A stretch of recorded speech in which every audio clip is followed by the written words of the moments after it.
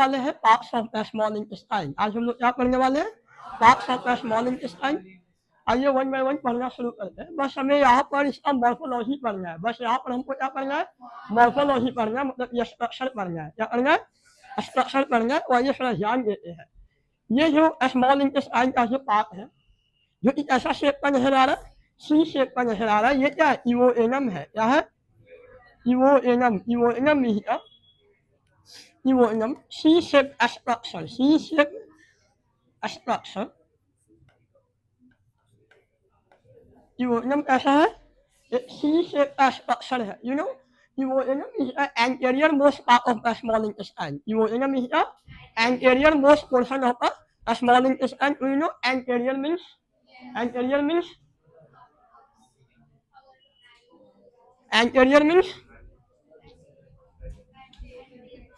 listen carefully, anterior and posterior biology पढ़ते हो और आपको ये नहीं पता है। लिसन केयरफुली,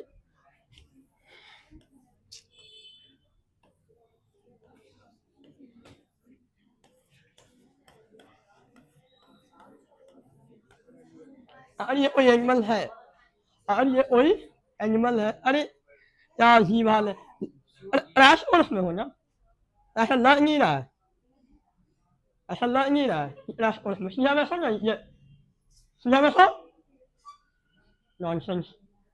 ये स्लैब हमसे हमको ऐप नहीं लगता स्लैब करने में। क्लास एनी में हो, बस क्लास एन में, बस क्लास एन हम 15 साल पहले किए थे।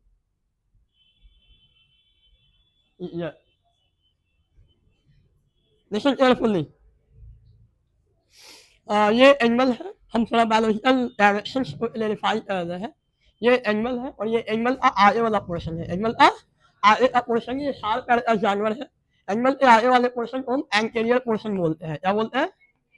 एंटीरियर पोर्शन बोलते हैं, ठीक है। और एनिमल के पीछे वाले पोर्शन को क्या बोलते हैं? पोस्टेरियर पोर्शन बोलते हैं। क्या बोलते हैं? पोस्टेरियर पोर्शन बोलते हैं। Back side portion is posterior and forward portion is anterior. जो बैक साइड होता है, इस one, okay, this one is all dorsal, this one is all dorsal portion। और जो बेली पोर्शन है, जो बेली पोर्शन होता है, उसको हम क्या बोलते हैं? वेंट्रल। क्या बोलते हैं? वेंट्रल बोलते हैं। आपको नहीं लगता यहाँ पे क्लासरूम में जब मैं ये सब बात बोलते रहता हूँ तो उस बच्चे है जो मेरे बोलने से पहले बोलते हैं, उस बच्चे है जो मेरे बोलने से पहले बोलते हैं। इससे पता चलता है कि उसने बड़ा मैनर में पढ़ाई किया होगा। अभी मेरे बोलने से पहले उसके माउथ से आंसर निकल रहा है, लेकिन आपके माउथ से नहीं निकल रहा है। मीन्स आपको समझ में आना चाहिए कि आप 100 में 95 प्लस साइंस में नहीं लाने वाले हो। क्योंकि अगर आप नहीं बोल रहे हो, वो बोल रहा है, उसका आ सकता है लेकिन आपका नहीं आ सकता है। हो सकता है 90 भी प्लस ना करिए। इससे पता चलता है, समझे? इससे यह पता चलता है कि ये कौन सा मंथ है? फरवरी और जनवरी। जनवरी में फरवरी में एग्जाम है, जनवरी में भी आप इतने लायक नहीं हो कि आप हमसे पहले आंसर किया करो, समझे? और एक साल क्या हुआ, थोड़ा समझिए कि हम यहाँ क्यों है और इसलिए है। पढ़िए, सोचे क्या पढ़ा रहा हूँ मैं। वो एंटीरियर पोस्टीरियर आपको समझ में आ गया होगा। ये इसके लिए, वो एनिमल के लिए ये 4 पैर पर है। कितने पैर पर है? लेकिन हम ह्यूमन 2 पैर पर है। तो ये 4 पैर ऐसे हो गया। तो ये मेरा एंटीरियर था, ये क्या था? तो ये क्या था? पोस्टीरियर। तो ये जो एंटीरियर था अब कहाँ है? ऊपर, मतलब ह्यूमन के केस में। इसमें अगर आप ह्यूमन की केस में बात करते हैं, अगर आप ह्यूमन की बात करते हैं, तो ह्यूमन में ऊपर की ओर क्या होता है? एंटीरियर। ऊपर की ओर क्या होता है? एंटीरियर। और नीचे की ओर क्या होता है? पोस्टीरियर पोर्शन होता है। Any problem? क्या आपको ये बात समझ में आए? तो हम बोल रहे हैं क्या? हम बोल रहे हैं कि इवोएनम क्या है? तो इवोएनम स्मॉल इंटेस्टाइन का एंटीरियर मोस्ट पोर्शन है। इवोएनम क्या है? स्मॉल इंटेस्टाइन का एंटीरियर, मतलब सबसे ऊपर वाला पोर्शन है, सबसे पहला पोर्शन है, सबसे पहला पोर्शन है। और ऊपर से जाते हैं तो सबसे पहले कौन मिलेगा? इवोएनम मिलेगा। सो इवोएनम is anterior most portion of small intestine and it is C shape structure. It is C shape structure common bile combines with a pancreatic combines with a to form hepatopancreatic to form hepatopancreatic. It opens into duodenum region of the small intestine. It opens into the means a secretion of a liver that is bile juice, a secretion of a liver that is bile juice, a secretion of a pancreas that is pancreatic juice, along with intestinal juice, along with which is also on succus inheritus.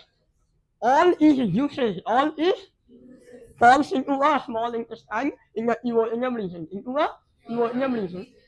And that is why most of the digestion takes place in the duodenum region of the small intestine. Duodenum region of the small intestine. Any problem?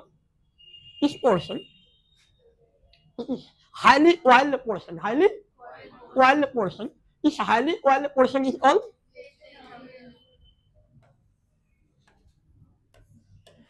a highly oily portion is called jejunum.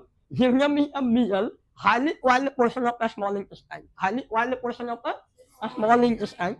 A little digestion takes place here, and absorption starts from here. Absorption starts from here. Any problem?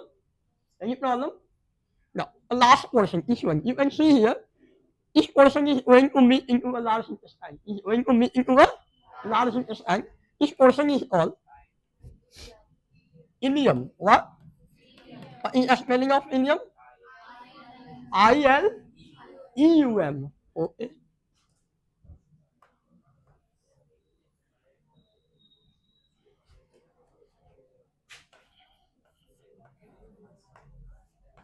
Ileum, ileum is a posterior most portion. Ileum is a posterior most portion of the small intestine. Ileum is a posterior most portion of the small intestine that opens into a large intestine. That opens into a large intestine. This portion is a large intestine. This portion is large intestine.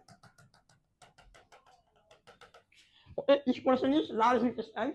Okay, and the ileum, posterior most portion of the small intestine opens into a large intestine. Any problem? Which part of a large intestine? Yes, vermiform appendage. Vermiform appendage. You are wrong. You are totally wrong. It opens into a cecum. It opens into a cecum. C-A-E-C-U-M. C-A-E-C-U-M. It is pronounced as cecum. What? Cecum. Cecum is the anterior part of the large intestine. Cecum is the anterior part of the large intestine. Ileum portion of the small intestine opens into a cecum region. Opens into a cecum of the large intestine. Cecum of the large intestine. Any problem? Listen carefully. Okay? Ileum is also oily portion. Ileum is also oily portion. But here, digestion, generally here, absorption takes place. What? Absorption takes place. मैं आपको बताऊंगा ये absorption है क्या. मैं आपको बताऊंगा ये absorption है क्या. थोड़ा पेशेंस रखिए. अभी हम बस morphological portion पर बात कर रहे हैं. मतलब अभी हम बस नाम जान रहे हैं, स्ट्रक्चर को जान रहे हैं. समझ में आ रही है? तो ये क्या सिस्टम है? क्या है? Cecum. Cecum means cecum is the anterior most portion of the large intestine. Anterior most portion of the large intestine. Cecum host. Cecum host. What does it host? It hosts bacteria. It hosts bacteria. Some friendly bacteria. Some friendly bacteria. It hosts some friendly bacteria which is in symbiotic relationship with us. Which is in symbiotic relationship with us. Okay, you know symbiotic relationship? Yes, symbiotic relationship is also a mutualistic relationship. Means a plus relationship. A relationship in which both interacting species. A relationship in which both interacting species are benefited. For example, you can see this type of relationship is found in case of lighting, in case of lighting, in case of leguminous plant and rhizobium bacteria. Rhizobium bacteria. There is also a relationship between E. coli bacteria, that is Escherichia coli, E. coli bacteria and a human, What is the function of bacteria here? A bacteria present in the cecum region have some function. What is the function here? Yes, this bacteria helps in absorption. This bacteria helps in absorption. यह bacteria absorption में help करता है. क्या ही absorption में? और mainly water and minerals, mainly water and minerals, minerals बोले तो salt, mineral बोले तो सॉल्ट के एब्जॉर्प्शन में हेल्प करता है। और ई कोलाई बैक्टीरिया जो कहाँ मिलता है, system region of the large intestine में, system region of the large intestine में। Any problem, any problem? Oh, ये सबसे छोटा रीजन है लार्ज इंटेस्टाइन का। ओके, इसलिए सिस्टम के बाद जो आगे का जो रीजन है, सिस्टम के बाद जो आगे का जो रीजन है, इस रीजन इज ऑन कोलोन, इस region is on colon. Okay, hello, इस is colon.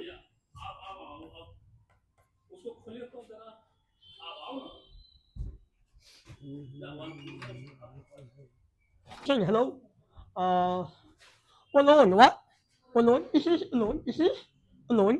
This part of the alone, this is alone, this is also alone, and this one is also alone. Okay? Alone is subdivided into three parts. Okay? Listen carefully. This part is all ascending alone. This part is all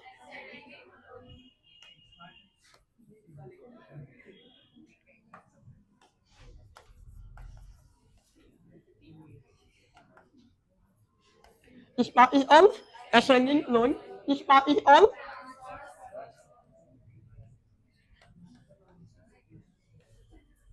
transverse alone, and this one is all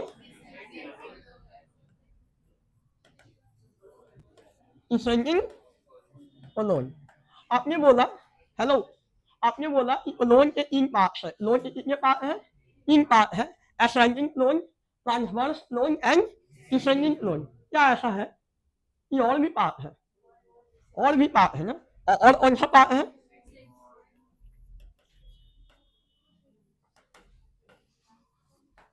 sigmoid loan, what? Sigmoid loan means basically loan के चार part है, loan के कितने part है, चार part है, ascending, transverse, descending and sigmoid loan. And sigmoid loan, sigmoid loan कौन सा पोर्शन है? असेंडिंग लोन ऊपर जाता हुआ पोर्शन, ट्रांसवर्स और हॉरिजॉन्टल पोर्शन, और अगला पोर्शन है डिसेंडिंग लोन। और यहाँ पर अर्ब है, जहाँ पर भी अर्ब है वो पोर्शन कौन सा है? सिग्मोइड लोन है।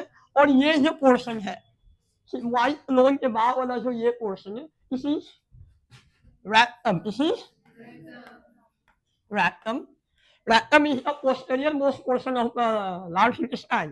Rectum is the posterior most portion of the large intestine. Means basically, large intestine is divided into three parts. Divided into three parts. Septum, colon, rectum. Septum, colon, and rectum. Any problem? Any problem? Septum, colon, and rectum. Rectum is the posterior most portion of the large intestine. Now, at last, this one is all anus, this one is all anus, and this one is all anal opening, anal opening. Okay, anal opening is added by anal sphincter. Anal opening is added by anal sphincter. Anal sphincter. Carefully listen carefully. Okay, this is anus. Anus is a posterior most part of the alimentary canal. Anus is a posterior most part of the alimentary canal. Its opening is on anal opening. Its opening is on anal opening. And it is, and there is a sphincter here. There is a sphincter here, which is on anal sphincter, which is on, what do you think? Is it voluntary or involuntary? Is it voluntary or involuntary? It is voluntary, means it is under our control. It is under our control. This sphincter is under our control, and it is mentioned in your NCERT book. It is mentioned in your NCERT book, so you must know anal sphincter is present in the anus just before the opening, and it is a type of voluntary sphincter. It is a type of voluntary sphincter. Any problem? Intestine में कौन सा physiology होता है, कौन सा function होता है? ये को मॉर्फोलॉजी हुआ, मैंने स्ट्रक्चर के बारे में बताया और स्ट्रक्चर का नाम मैंने बताया। फिजियोलॉजी कौन सा होता है स्मॉल इंटेस्टाइन में? तो बोलेंगे ये स्मॉल इंटेस्टाइन में वही फिजियोलॉजी होता है, डाइजेशन और दूसरा इंटेस्टाइन में वही फिजियोलॉजी होता है, डाइजेशन और एब्जॉर्प्शन, डाइजेशन और एब्जॉर्प्शन। डाइजेशन क्या होता है और कैसे होता है इसके बारे में हमने डिटेल में पढ़ाई किया है ना, लास्ट क्लासेज में हमने पूरा डाइजेशन पढ़ लिया है ना। अब हम लोग क्या पढ़ने वाले हैं? एब्जॉर्प्शन। क्या पढ़ने वाले हैं? तो एक्चुअली एब्जॉर्प्शन है क्या? एब्जॉर्प्शन है क्या आपको पता है what is absorption? What is absorption? हाँ बिल्कुल, आइए थोड़ा समझते हैं।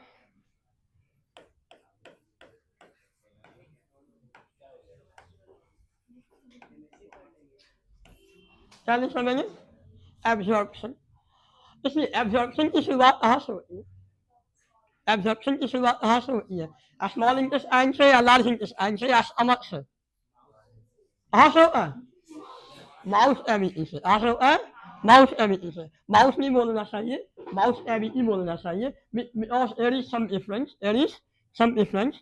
Mouse is just a name of a opening, just a name of a opening or a person between the upper and lower lips, between the upper and lower lips. Mouse is a name of opening only, opening only। any problem? ये upper और lower lips के बीच में जो opening होता है उस opening को हम लोग क्या बोलते हैं? माउस ओपनिंग को क्या बोलते हैं?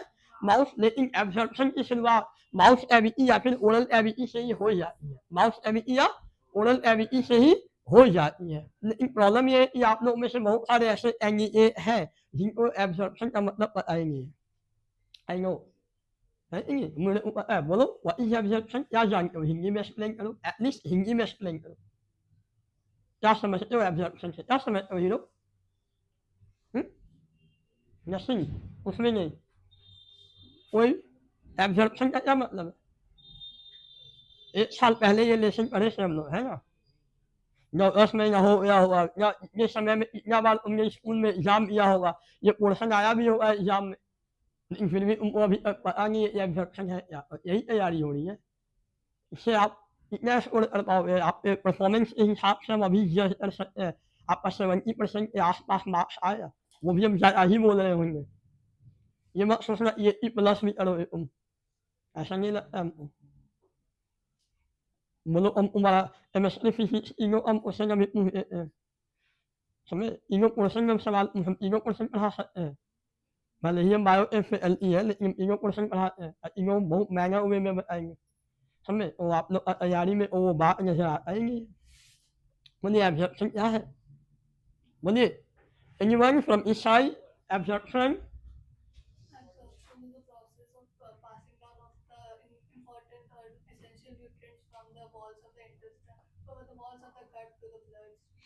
थोड़ा लैंग्वेज मिस्टेक है, लैंग्वेज में गलती है आपका, समझे? आप जो कहना चाहते हो उसमें लैंग्वेज का प्रॉब्लम है। अब मतलब ये एग्जाम में अगर आप ये लिखोगे और मार्क्स काट लेगा, पूरा मार्क्स आपको नहीं मिलेगा।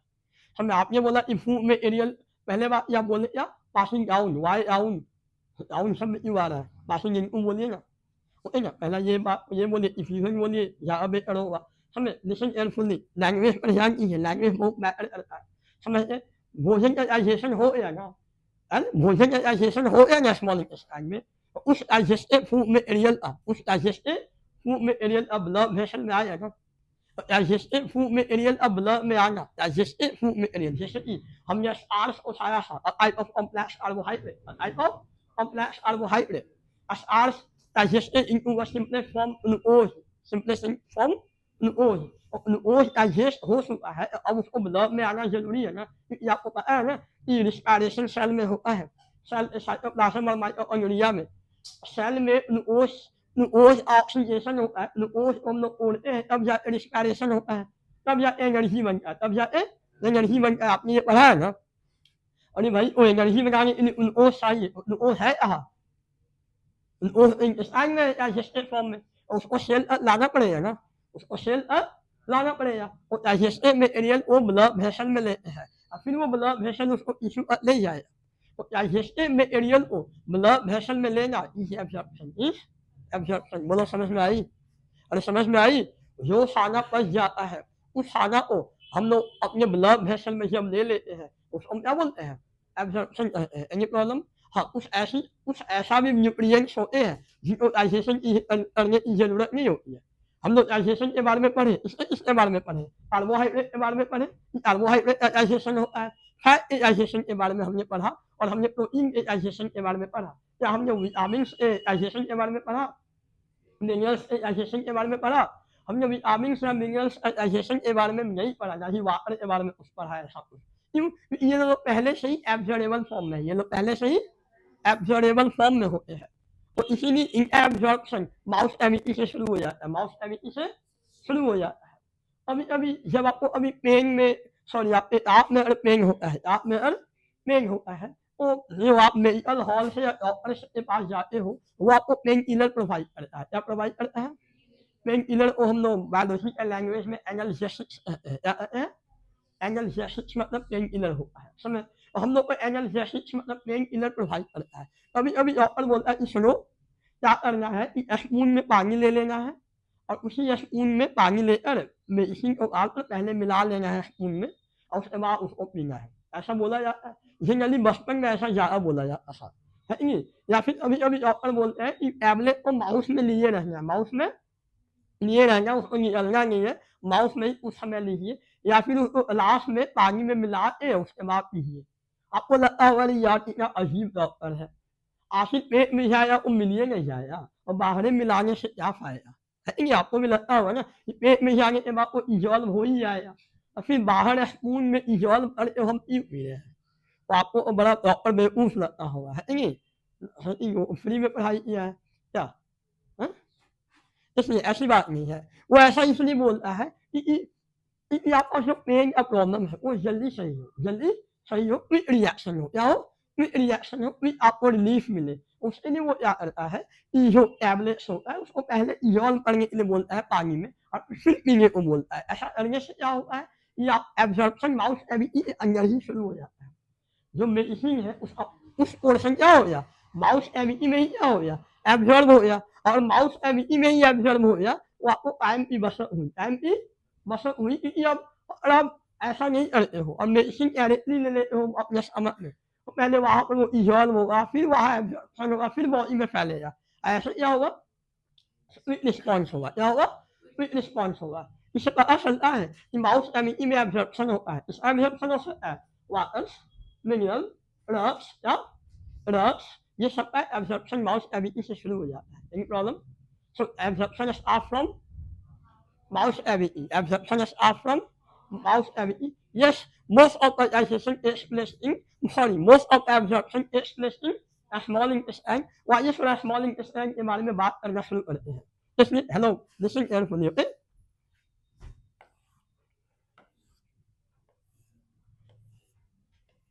This is a small intestine. This is a small intestine.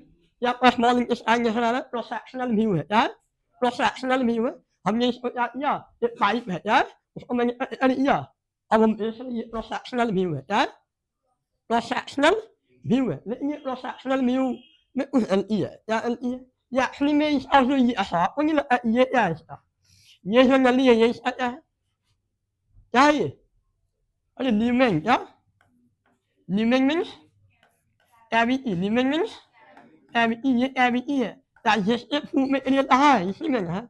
Digestive food material कहाँ है? इसी में। और ये क्या है? साइड में क्या है? और ये वाला जो पोर्शन है ये क्या है? वॉल क्या? इंटेस्टाइन का वॉल, इंटेस्टाइन का वॉल है। ये पोर्शन क्या है? A wall of intestine, a wall of the intestine. ये जो पोर्शन है ये क्या है?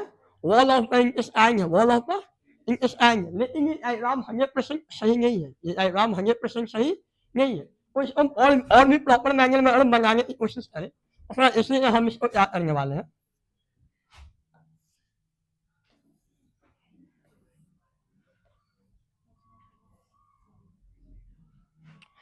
इस बार जो हमने ल्यूमेन का ओपनिंग तैयार किया है थोड़ा डिफरेंट है ना। यहाँ पर जो ल्यूमेन का ओपनिंग है ये सर्कुलर आउटलाइन में है, सर्कुलर।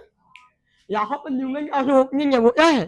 सर्कुलर आउटलाइन में है। लेकिन यहाँ पर जो ल्यूमेन का ओपनिंग है ये सर्कुलर आउटलाइन में नहीं है, सर्कुलर आउटलाइन में नहीं है। और हम इस बात को और भी प्रॉपर मैनर में समझना चाहें तो इन हम इसका ऑफ व्यू लेते हैं। क्या लेते हैं? Of view. इसी का ऑफ व्यू और हम ऊपर से देखते हैं इसको। क्या करते हैं? ऊपर से देखते हैं। तो आपको ये डायग्राम देखने में कुछ इस टाइप का नजर आया ना। आपको ये कुछ इस टाइप का नजर आया ना। और हम ऑफ क्रॉस सेक्शनल व्यू देखते हैं। कैसे देख रहे हैं? Of cross sectional view, of cross sectional view में हम इसको देख रहे हैं। कैसे देख रहे हैं? O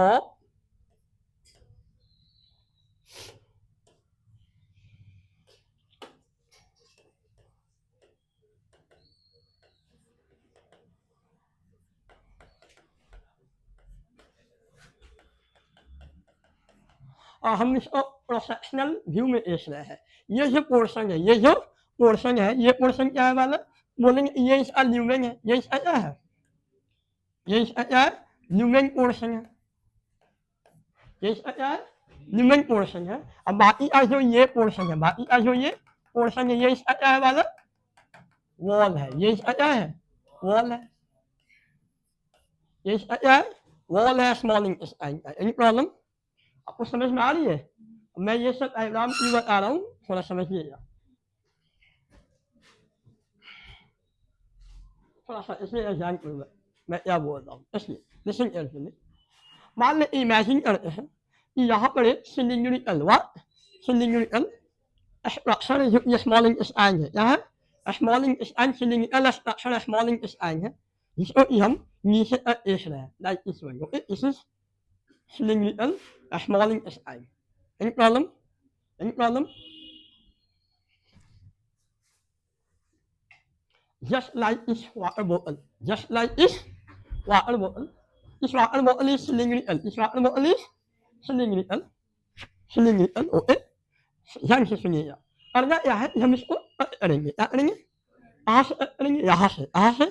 यहाँ से मीन्स हॉरिजॉन्टली हम इसको करेंगे। करने के बाद जो आगे का पोर्शन है, उसको निकालते फिर उसको निकालकर हमने क्या किया? फिर ये तो हमको क्या नजर आएगा? वनली पीछे का पोर्शन क्या नजर आएगा? वनली पीछे का पोर्शन। मैं उसकी डायग्राम बनाने वाला हूँ, ध्यान से देखिएगा। Okay,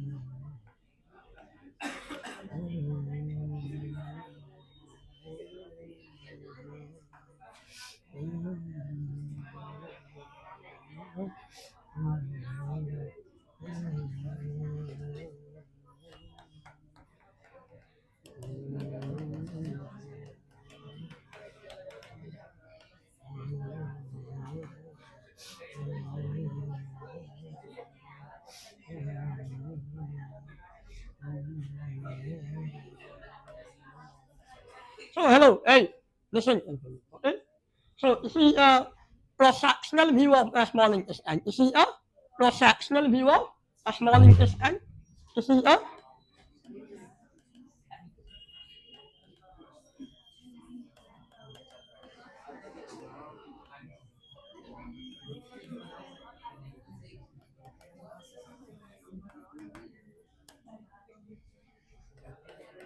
hey, hello, listen carefully.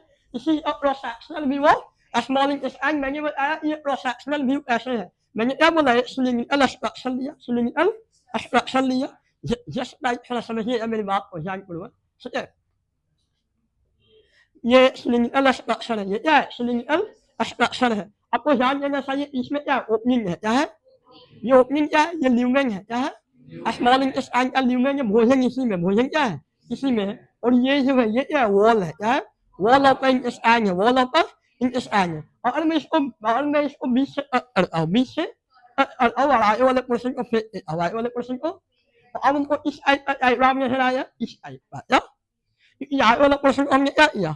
Ke ya abang ko ya helaya ये लीमन है ये क्या है लीमन जो ये है हमारा समझ में आई और ये जो वॉल है ये जो वॉल है ये वॉल ऑन है ये वाला पोर्शन ये वॉल है ये क्या है वॉल है ये क्या है वॉल है एनी प्रॉब्लम ये वॉल है ये वाला पोर्शन को वॉल कह रहे हैं थोड़ा समझिए लिसन केयरफुली ओके आप ध्यान से देखिए इस वॉल में यहाँ पर ये कुछ फिंगर लाइक स्ट्रक्चर बना हुआ है यहाँ पर कुछ फिंगर लाइक स्ट्रक्चर बना हुआ आपको दिखाई दे रहा होगा ये जो फिंगर लाइक स्ट्रक्चर आपको दिखाई दे रहा है हेलो ये जो फिंगर लाइक स्ट्रक्चर आपको दिखाई दे रहा है ये फिंगर लाइक स्ट्रक्चर हम क्या बोलते हैं विलाई बोलते हैं क्या बोलते हैं विलाई कहते हैं और ये विलाई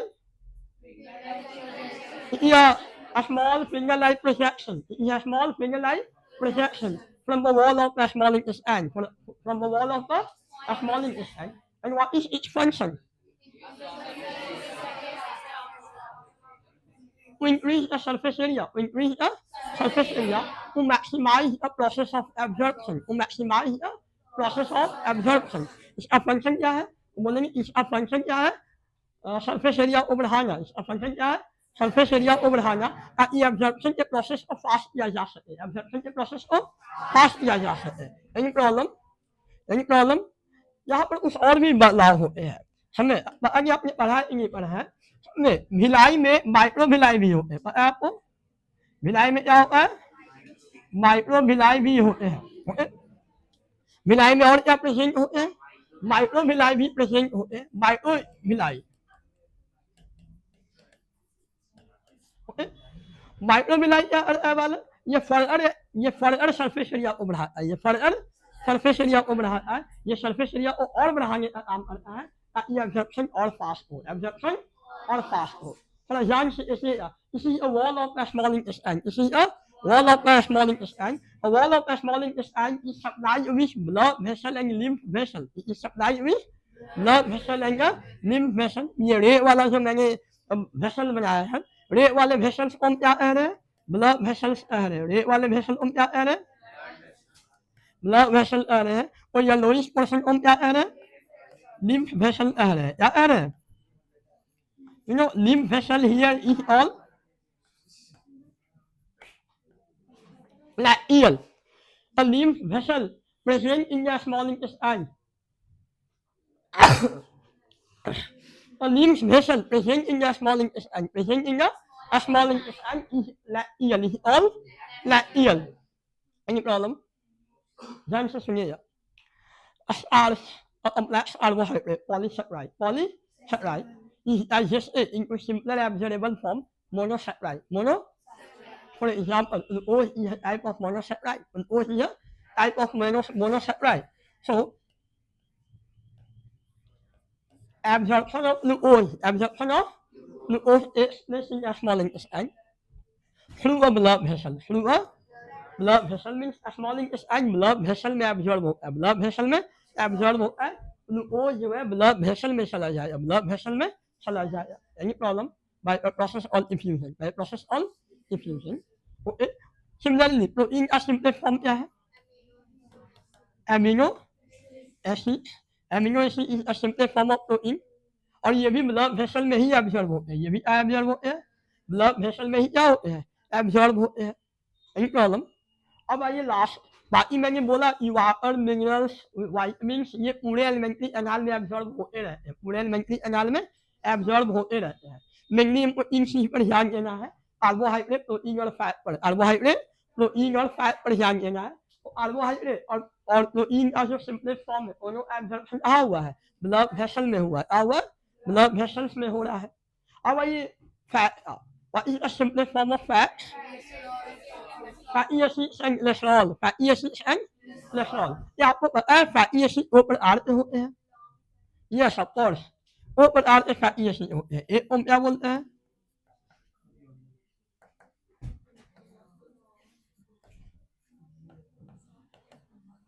क्या बोला मैंने? क्या लिखा मैंने?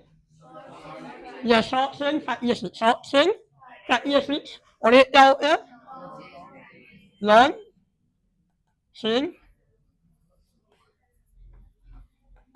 فائية من فائية فائية giá hay ông nội अब ये आपको इतना ये हमारे मॉडल कुछ पढ़ना नहीं है लेकिन ये हाइड्रो कार्बन क्या है हाइड्रो कार्बन है सही नहीं अब वो लंबे लंबे शेयर ये हाइड्रो कार्बन चाहिए तो लंबे भी होते हैं और छोटे फैटी एसिड भी होते हैं ऊपर आते हैं इनके मॉलिक्यूल बहुत लंबे लंबे भी होते हैं और इनके मॉलिक्यूल छोटे भी होते हैं ये छोटे फैटी एसिड मॉलिक्यूल होते हैं ये छोटे फैटी एसिड मॉलिक्यूल्स होते हैं उनको इजीली एब्जॉर्ब किया जा सकता है कहाँ पर ब्लड वेसल्स में इसको इजीली क्या कर सकते हैं हम लोग ब्लड वेसल में एब्जॉर्ब कर सकते हैं लेकिन जो लॉन्ग चेन का जो फैटी एसिड होता है जो लॉन्ग चेन का जो फैटी एसिड होते हैं उनको ब्लड वेसल में एब्जॉर्ब किया नहीं जा सकता है A blood vessel is not that much permeable. A blood vessel is not that much permeable for a long chain fatty acid. For a long chain fatty acid. इसलिए long chain fatty acid absorption कहाँ होता है lacteal में means lymph vessel में इसमें समझ में आ रही है ना आपने पढ़ा होगा लिम्फ क्या पढ़ा आपने सर्कुलेटरी सिस्टम में लिम्फ आपको पढ़ना था और वहां पर आपको ये पढ़ाया गया है कि लिम्फ आप एनसीईआरटी ओपन करके सेकंड लास्ट लाइन अगर आप देख लीजिएगा it helps in absorption of a fat absorption of a fat NCERT में सिंपली बस इतना लिखा हुआ है एनसीईआरटी में क्या अजीब नॉनसेंस क्या हुआ ट्रांसफार्मर में प्रॉब्लम हुआ नहीं समझते हम लोग पहली बार जान रहे हो क्या हो गया उससे होने को जो होना होगा लेकिन मैंने क्या बोला सुनो मैंने क्या बोला यहाँ पे एनसीईआरटी बुक में सेकंड लास्ट लाइन पढ़िएगा वहां पर भी लिखा है लिम्फ में it helps in absorption of a fat helps in लेकिन फॉर मोर एक्यूरेटली अगर आप पढ़ने की कोशिश करें तो बोलेंगे फैट एब्जॉर्प्शन तो अलग है लेकिन फैट मतलब फैट लिखना उतना सही बात नहीं होता एक्चुअली में क्योंकि फैट तो कॉम्प्लेक्स फॉर्म है वो बोलेंगे ये helps in absorption of fatty acid helps in absorption of fatty acid और ऐसा वाला fatty acid long chain fatty acid को लॉन्ग चेन के फैटी एसिड को ये एब्जॉर्ब करने में क्या करता है हेल्प करता है एनी प्रॉब्लम ये इलेक्ट्रिसिटी से नहीं है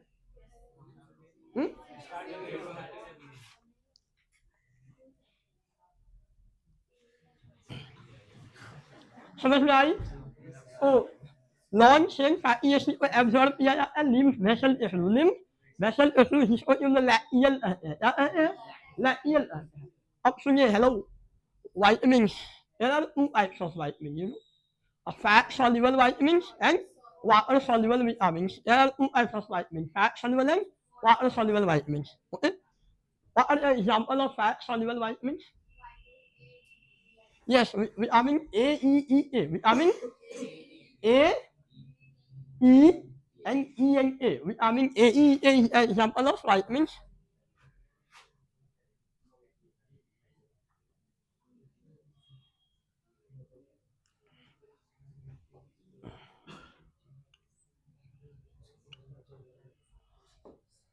क्या हो रहा है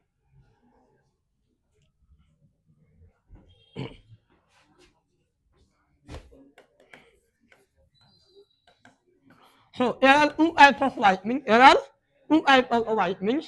One is on fat soluble. One is on fat soluble, and another one is on water soluble vitamins. So there are two types of vitamins: fat soluble and water soluble. Fat soluble vitamins are also A, E, E, and A. Vitamin A, E, E, and A are the fat soluble vitamins. Whereas water soluble vitamins are all the B vitamins that is B complex, that is B complex and vitamin C and vitamin C. Vitamin C and all the B vitamins are water soluble vitamins whereas the fat soluble vitamins are A, E, A. अब इसी fat soluble vitamins और water soluble vitamins में differences क्या होते हैं ये समझिएगा जैसे कि मान लेते हैं कि हमारे बॉडी को रिक्वायरमेंट्स है हमारे बॉडी को क्या है रिक्वायरमेंट्स है क्या की रिक्वायरमेंट्स है विटामिन की रिक्वायरमेंट्स है कौन से विटामिन की रिक्वायरमेंट है फैट सॉल्युबल विटामिन की रिक्वायरमेंट है इतनी जरूरत है मानो 10 की इतनी मानो 10 फैट सॉल्युबल विटामिन की जरूरत है 10 विटामिन ए की जरूरत है 10 विटामिन ए की जरूरत है और हमने कितना साल लिया मानो 15 साल लिया कितना साल लिया 15 साल लिया तो एक्स्ट्रा इतना सारा, तो ये जो एक्स्ट्रा 5 विटामिन होगा, ये क्या होगा, ये हमारे बॉडी के फैट में स्टोर हो जाएगा, ये हमारे बॉडी के फैट में स्टोर हो जाता है। ये जो एक्स्ट्रा जो विटामिन होगा, ये हमारे बॉडी फैट में स्टोर हो जाता है for a further use, for a further use मानो अल हो, फिर हमको ये इस विटामिन की जरूरत हुई, जो फैट में ये सॉल्यूबल है वहां से ये ब्रेक हो इस्तेमाल होगा, वहां से ये ब्रेक होकर इस्तेमाल हो जा सकता है। मीन इसको हम स्टोर कर सकते हैं, इसको हम स्टोर कर सकते हैं, कहाँ स्टोर कर सकते हैं, फैट में स्टोर कर सकते हैं। Any problem, any problem. अब हम बात करते हैं वाटर सॉल्युबल विटामिन की, इसकी बात करते हैं। और वाटर सॉल्युबल विटामिन की बात करते हैं, मान लें यहाँ भी सेम कंडीशन लेके चलते हैं कि मान लें बॉडी में विटामिन सी का रिक्वायरमेंट 10 था, इतना सा 10 था, और हमने इतना सा लिया 15 था लिया, और एक्स्ट्रा इतना सा 5, तो ये जो 5 एक्स्ट्रा विटामिन सी है, ये आपके बॉडी में स्टोर होने वाला नहीं है, आपके बॉडी में स्टोर होने वाला नहीं है। ये 5 एक्स्ट्रा विटामिन सी जो होता है, ये वाटर में सॉल्युबल होता है, और ये यूरिन के थ्रू निकल जाता है। यूरिन के थ्रू जब मेटाबॉलिक एक्सक्रीशन होगा, जब क्या होगा, एक्सक्रीशन होगा, तो किडनी इसको रिमूव आउट कर देता है, किडनी इसको यूरिन के जरिए रिमूव आउट कर देता है। बात समझ में आ रही है। और फैट सॉल्युबल और वाटर सॉल्युबल विटामिन्स में बेसिक डिफरेंस ये है कि फैट सॉल्युबल विटामिन्स हमारे बॉडी में स्टोर किया जा सकता है, लेकिन वाटर सॉल्युबल विटामिन्स हम लोग बॉडी में स्टोर नहीं करते हैं, बल्कि जितनी जरूरत होती है उतना इस्तेमाल होता है, बाकी उसको एक्सक्रीट कर दिया जाता है, रिमूव कर दिया जाता है। Any problem. इससे हमें ये भी जानने को मिलता है कि हमारे भोजन में प्रतिदिन वाटर सॉल्युबल विटामिन का होना जरूरी है। आपके भोजन में विटामिन बी और विटामिन सी प्रतिदिन होना चाहिए, प्रतिदिन होना चाहिए, क्योंकि आपके पास इसका स्टोरेज नहीं होता, आपके पास इसका स्टोरेज नहीं होता है। समझ में आई? अरे समझ में आई। बहुत लोग बोलते हैं अरे मैं तो अच्छा से खाना खाता हूँ, प्रतिदिन खाना खाता हूँ, लेकिन मेरे चेहरे पर ग्लो नहीं है, I am not having glow on my face, बोलते हैं। मेरा थोड़ा सा मौसम बदला नहीं कि बॉडी आपको इन्फेक्शन हो जाता है, सर्दी हो जाता है, नहीं, थोड़ा सा मौसम ठंडा होगा नहीं कि आपको क्या हो जाता है, सर्दी वगैरह हो जाता है, तो आपको लगता है अरे सर्दी क्यों हो गई, तो बोलते हैं यो मौसम बदला है ना इसीलिए सर्दी हो गया, मौसम ठंडा हो गया ना इसीलिए सर्दी हो गया, या फिर आइसक्रीम खा लिए थे ना इसीलिए सर्दी हो गया। नहीं, आइसक्रीम खाने से सर्दी नहीं होता है, और ना ही मौसम ठंडा होने से सर्दी होता है। ये जो कॉन्सेप्ट है कि ठंडा के मौसम में आइसक्रीम मत खाओ नहीं तो सर्दी हो जाएगा, ये वाहियात कॉन्सेप्ट है। ओ 10 लोग है, 10 को अगर हम आइसक्रीम खिलाते हैं तो क्या 10 को सर्दी हो जाएगा? ये सब नॉनसेंस बातें हैं। सर्दी क्यों होती है मालूम? Because of infection, or not only always because of rhinovirus. Okay? Okay. सर्दी क्यों होता है? Because of infection, because of सर्दी होना बॉडी डिफेंस है, सर्दी होना क्या है, बॉडी डिफेंस का मैकेनिज्म होता है। समझ में आ रही है ना? और ये इन्फेक्शन के कारण होता है। हाँ, ठंडा के मौसम में ज़्यादा सर्दी इसलिए हो रही है क्योंकि क्योंकि वातावरण में बैक्टीरिया वायरस ज़्यादा होते हैं, क्योंकि वातावरण क्या होता है, डेंसिटी हाई होता है, वातावरण का डेंसिटी हाई होता है, और आराम से बैक्टीरिया वायरस वातावरण में तैरते रहते हैं, तो इन्फेक्शन ज़्यादा होता है, इन्फेक्शन ज़्यादा होता है, इसलिए सर्दी ज़्यादा होती है। लेकिन सभी लोग को सर्दी नहीं होती रहती है बार बार, मौसम बदला नहीं तो पूरा मोहल्ला को सर्दी हो गया, ऐसा तो नहीं होता है। वो डिपेंड करता है आपके इम्यूनिटी पर, आपके इम्यूनिटी पर। और मैं आपको बताऊँ विटामिन सी, विटामिन बहुत इंपॉर्टेंट रोल प्ले करता है इम्यूनिटी में, बहुत इंपॉर्टेंट रोल प्ले करता है इम्यूनिटी में। तो अगर आपके भोजन में प्रतिदिन विटामिन सी वगैरह नहीं है या बी कॉम्प्लेक्स नहीं है, तो आपके बॉडी में आपका इम्यून सिस्टम बहुत ही पुअर होता है, और इसीलिए थोड़ा सा मौसम बदलता नहीं कि आपको प्रॉब्लम होना शुरू हो जाता है। समझ में आई? चलिए वो सब बात की बात है, हम लोग डाइजेशन टॉपिक पे आते हैं। मैंने जो डायग्राम अभी बनाया था वो उड़ गया, ठीक है कोई बात नहीं, इतना मेहनत मेरा उड़ गया, कोई बात नहीं, ठीक है। तो मैंने क्या बोला, हाँ मैं मेरे को ये बोल रहा था जो लैक्टियल था लिम्फ वेसल, उसमें क्या एब्जॉर्ब होता है, तो आपने पढ़ा कि उसमें एब्जॉर्ब होता है long chain fatty acid, long chain. लेकिन अब आप एक और बात ऐड कर लो कि उसमें फैट सॉल्युबल विटामिन्स भी एब्जॉर्ब होते हैं, उसमें फैट सॉल्युबल विटामिन्स भी एब्जॉर्ब होते हैं। Any problem? और लैक्टियल में लॉन्ग चेन फैटी एसिड के अलावा फैट सॉल्युबल विटामिन्स भी एब्जॉर्ब होते हैं। Any problem? Any problem? Any problem? Absorption का क्या मतलब आपने जाना? एब्जॉर्प्शन का मतलब होता है डाइजेस्टिव फूड मटेरियल का ब्लड वेसल में आना, एब्जॉर्प्शन की प्रक्रिया मानी जाती है, एब्जॉर्प्शन की प्रक्रिया मानी जाती है। Any problem? Absorption also takes place in the large intestine. Absorption also takes place in large intestine, but only water, mainly water, and some minerals, Any problem? Any problem? So put there. In anus, there is no absorption. Anus is only meant for effication. Anus is only meant for effication. Effication means evasion. Effication means evasion. Hello, listen. Effication or evasion. Effication or evasion means the process of removal of undigested waste, unsafe waste. You know, there are two types of waste. One is a metabolic waste. One is a removal of a metabolic waste is on excretion. Excretion is a removal of a metabolic waste. Whereas removal of undigested waste is on evasion. Is on any problem? Undigested waste is also on stool. It is also on feces. Also on fecal matter. Also on any more excreta. What? Excreta. So there are many names. There are many names in biology. In biology. Any problem? Any problem?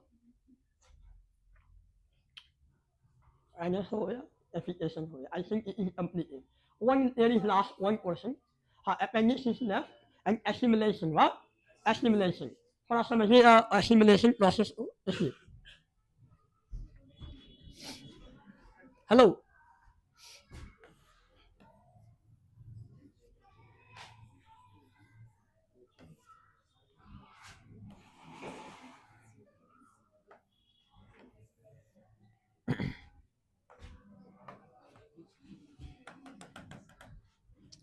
Hello.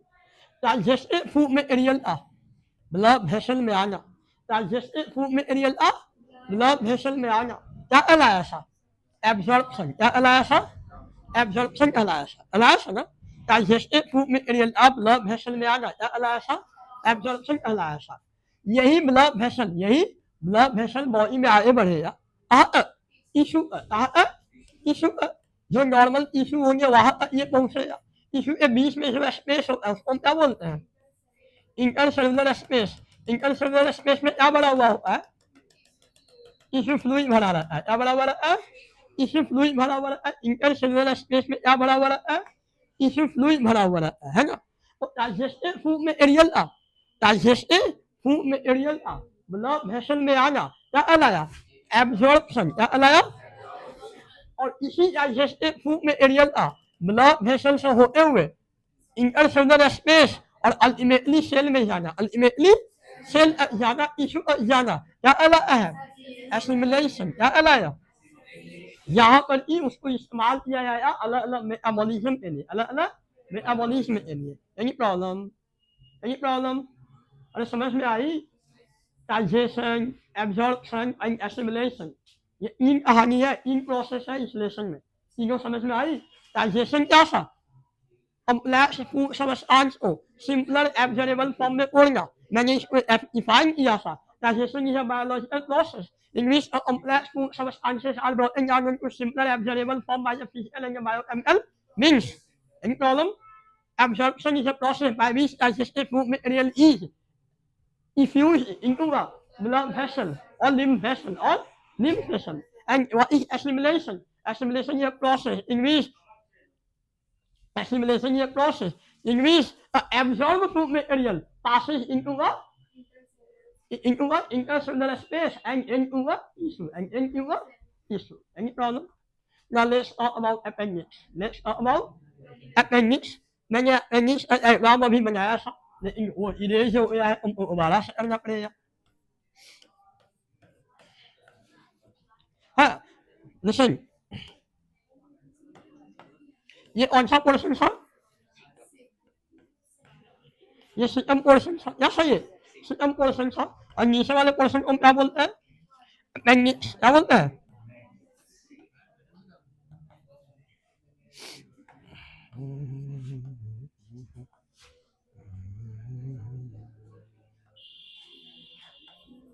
ये थोड़ा पतला सा ऐसे होता है appendix ना appendix portion appendix is also all appendix is all vermiform appendix vermiform appendix okay vermiform appendix. What is vermiform appendix? It is a type of vestigial organ. It is a type of vestigial vestigial organ. What is vestigial organ? What is vestigial organ? Organ which were functional earlier, but now they have become less functional or functionless. Less functional or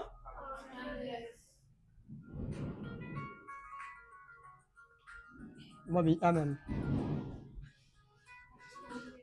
Hi, hello ma'am. Good morning ma'am. I'm out now. So let's say.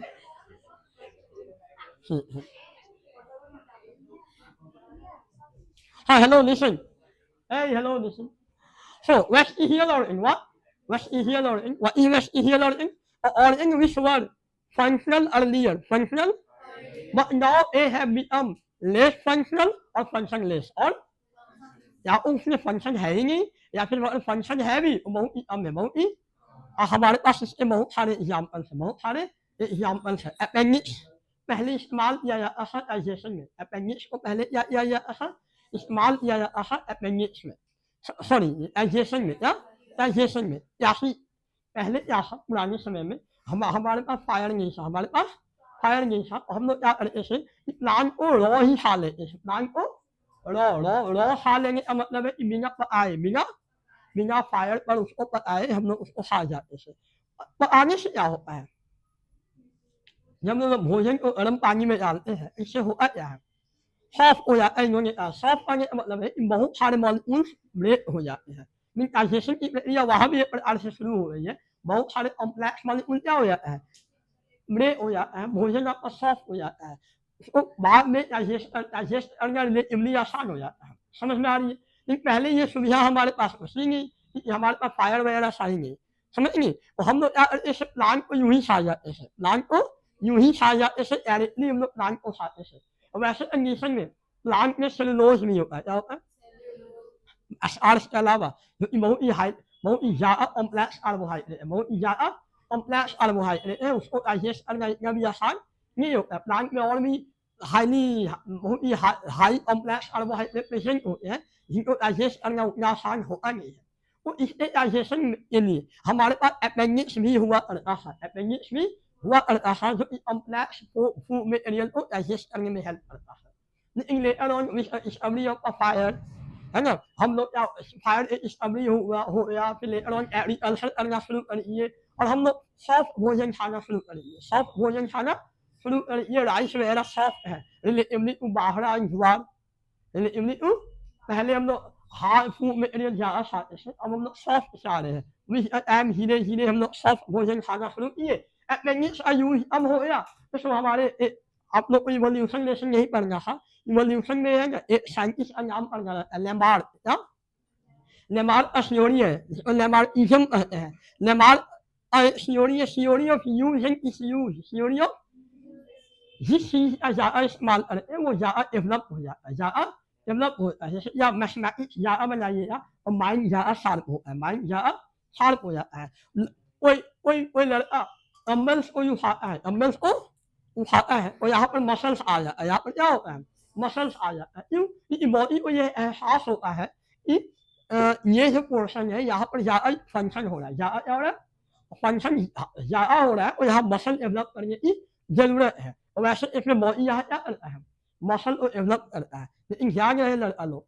Muscle अगर यहाँ पर extra develop करना है तो उसके लिए extra भोजन भी खाना पड़ता है तो असल कहीं और का मसल कहीं और आ जाता है समझ नहीं समझ हाँ ये भी होता है अब मैंने देखा है खुद मोहल्ला में कुछ लफुआ लोग होते हैं हम बताते हैं उन लोग का हेलो मोहल्ला में लफुआ लोग की संख्या अब नहीं होती बहुत सारी होती है तो हम आते हैं आज पटना एयरपोर्ट है ना उसके उस साइड से हम आते हैं और मेरे घर से बगल में ही वो पार्क पड़ता है मेरे घर के बगल में ही वो पार्क पड़ता है तो हम आते जाते रहते हैं उस रास्ता से और बहुत सारा लफुआ लोग होता है वो मतलब ये बैठा ले है पीछे उड़े ले रहे हैं।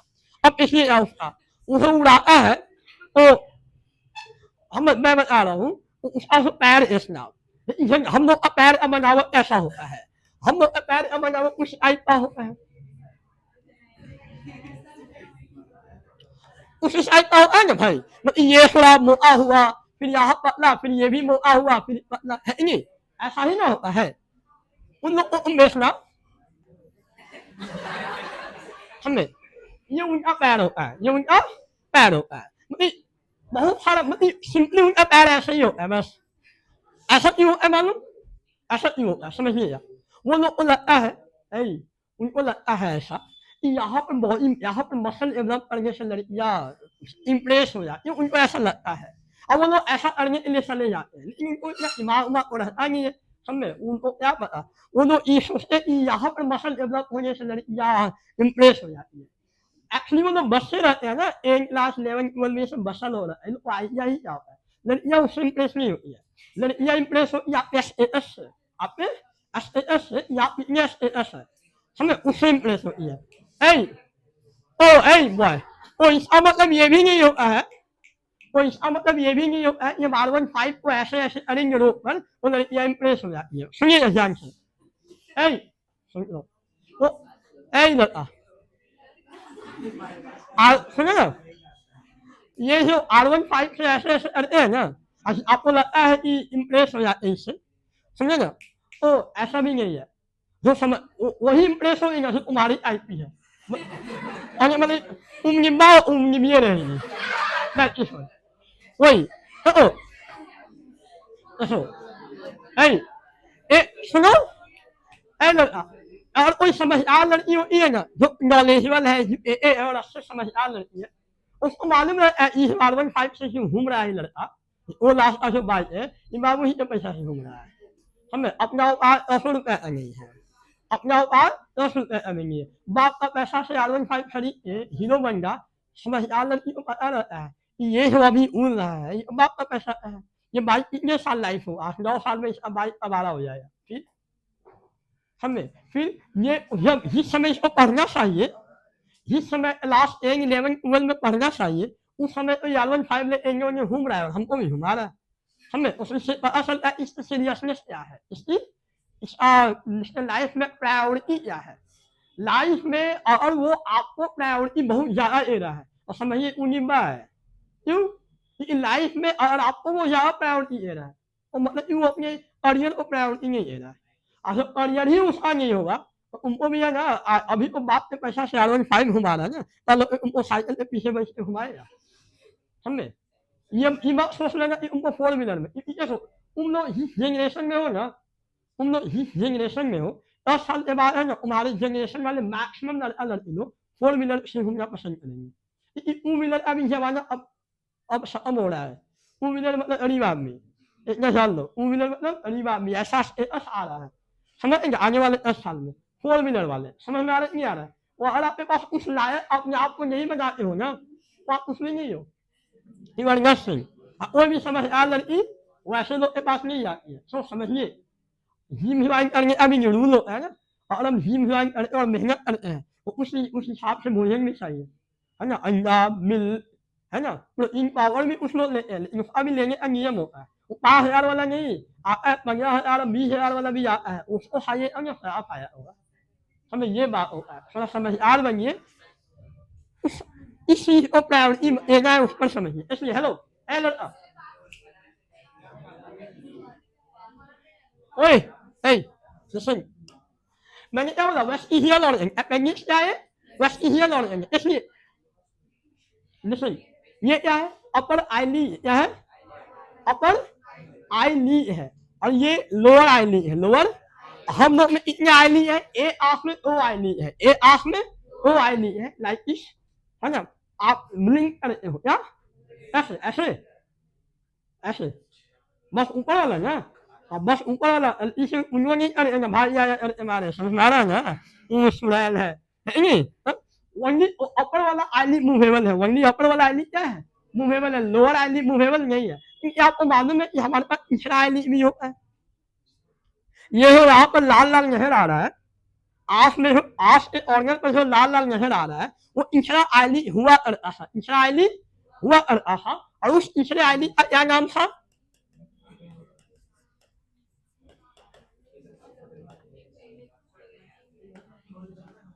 क्या नाम था? Nictitating membrane. Hold for 2 minutes. Nictitating membrane नाम था। क्या था? Nictitating membrane. ये लाल वाले था, ये इसराइली होता था। अब हम लोग में नहीं है, पहले हम लोग एक्वेटिक एनिमल से पानी में भी रहते थे, तो उस समय हमारे पास इसराइली हुआ करता था। लेकिन अब वो नहीं रहा। अब ये निकिटेटिंग मेम्ब्रेन क्या हो गया? वेस्टिजियल हो गया है। क्या हो गया? अपेंडिक्स में वेस्टिजियल हो गया। Let me show you.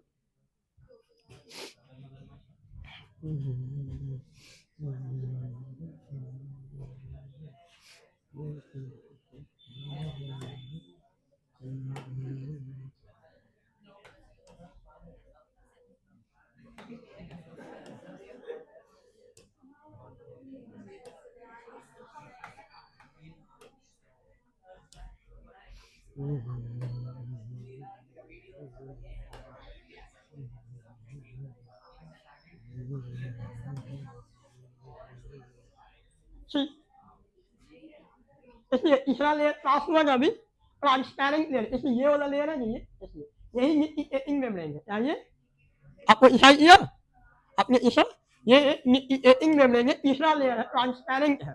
ये हम लोग में भी पहले हुआ करता था। यही वाला मेम्ब्रेन ये है, लाल लाल है ना ऑर्गन पर, ये यही आइटम है। अब हम लोग में इसका कोई यूज नहीं रहा, तो ये वेस्टिजियल ऑर्गन है। चाहे ये अपेंडिक्स में वेस्टिजियल ऑर्गन है, इसका हमारे बॉडी में ऑलमोस्ट कोई फंक्शन नहीं है, ऑलमोस्ट कोई फंक्शन नहीं है। Any problem?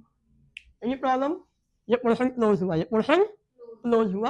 और आई थिंक ये लेसन भी क्लोज हुआ। बस एक्टिविटी बाकी रह गया है। एनसीईआरटी में से वो एक्टिविटी है, ऐसी एक्टिविटी एग्जाम में आते हैं वो भी अच्छी तरह से आते हैं।